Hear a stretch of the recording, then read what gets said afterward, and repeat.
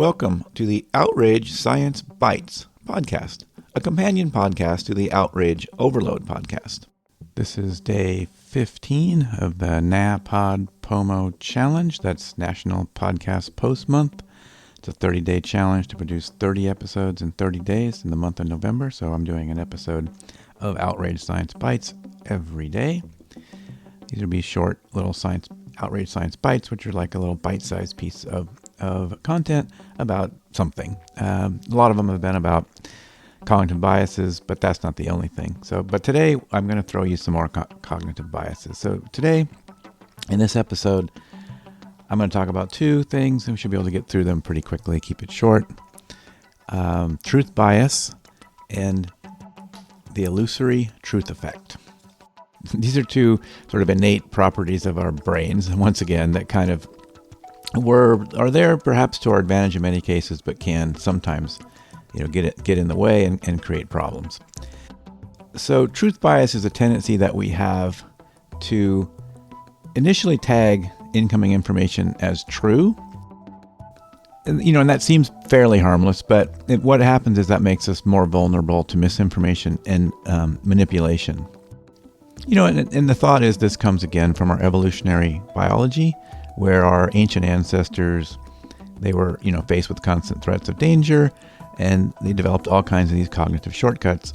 And this is another one. This shortcut favors a quick acceptance rather than overcautious skepticism. So the idea is that you'd be able to make a decision quickly, and that might save your life. But of course, this can now be a problem where information, sort of misinformation, can spread very quickly. The way to combat truth bias is to be more critical. That seems easy. But of course, this is a little bit of a challenge because there just aren't enough hours in the day to, deep dive on every single bit of information coming your way. So we just have to get better about sort of doing a quick assessment of the sources. Is this a trusted source that I've heard from before and they've been pretty reliable? Or is this a source I need to look into a little more and find some corroborating evidence and look at alternative sources and things like that. And this is where it can easily turn into confirmation bias pretty quickly, because you might decide the sources you like and you might decide the information you like. So combating truth bias kind of mixes in with some of the other biases, cognitive biases that we've talked about. But, this is where we have to just try to use good judgment, and you can use some of the other things we've talked about, like, does it sound too good to be true? Things like that, to make that first assessment whether this is worthy of a deeper dive, to see what you're really looking at here. And and some of that comes with experience, but just be aware that we have this truth bias. So new information is usually sort of by default taken as true. So we need to kind of combat that. The other thing I mentioned, the other bias that we talked about is the illusory truth effect. So what this is the tendency to believe information is true, if you hear it a lot. So if it's repeated a lot, right? So, and this is the whole kind of lie told a million times becomes a truth kind of thing.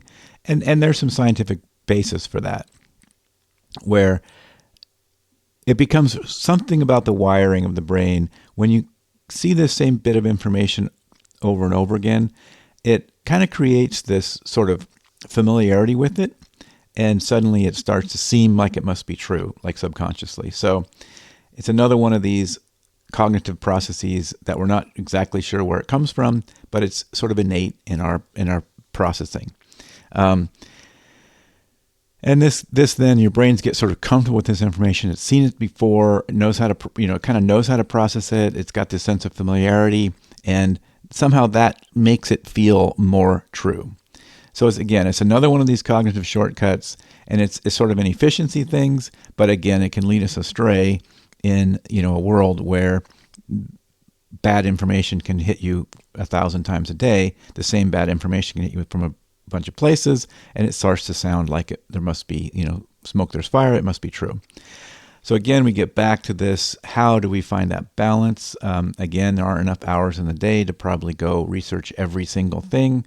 But if we try to be more aware of these truth bias, these cognitive biases like truth bias and the illusory truth effect, we can be a little more skeptical and a little more critical, and check out the source, think of the source, think of the credibility, try to look at, is there corroborating evidence from reliable sources?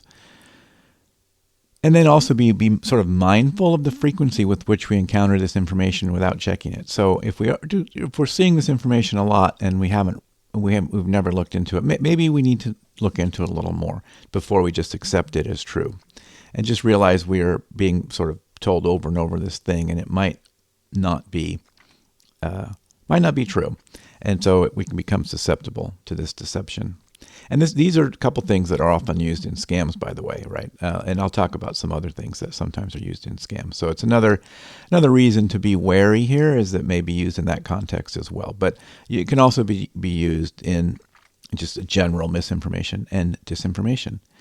So I think I'll keep that one short, this episode short today. We talked about truth bias. We talked about the illusory truth effect.